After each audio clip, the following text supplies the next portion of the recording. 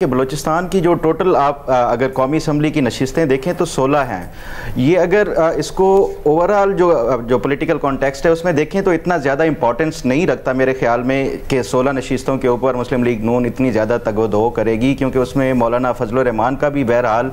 एक शेयर है जो पख्तून बेल्ट है, ख़ासतौर पर योब है, किला सैफुल्लाह है, ये इस तरह के जो इलाके हैं उसमें मौलाना फजल रहमान साहब का भी असर व रसूख है। और जो PMLN और मौलाना फजल रहमान साहब की जो पार्टनरशिप अगर आप माजी में देखें तो मेरा ख्याल है कि ये उसको भी मद्देनज़र रखते हुए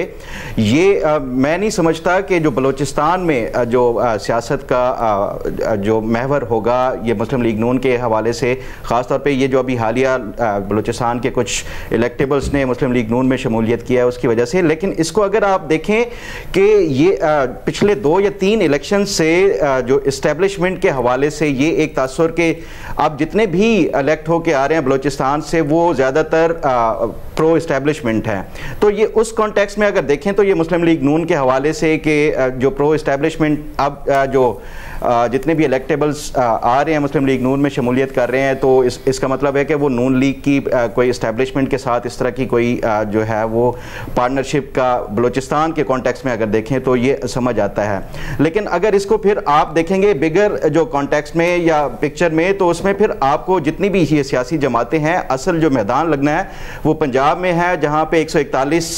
जो सीटें हैं कौमी असम्बली की, उसी तरह सिंध में भी 61 है। मेरा ख्याल है कि ये एक पॉलिटिकल गिमिक के तौर पे तो ये इन्होंने जो जेस्चर दे दिया है बलूचिस्तान जाके कि ये मुख्तलिफ अमायदीन भी मिल रहे हैं, लेकिन जो असल सियासत का महवर होगा चाहे वो पीपल्स पार्टी के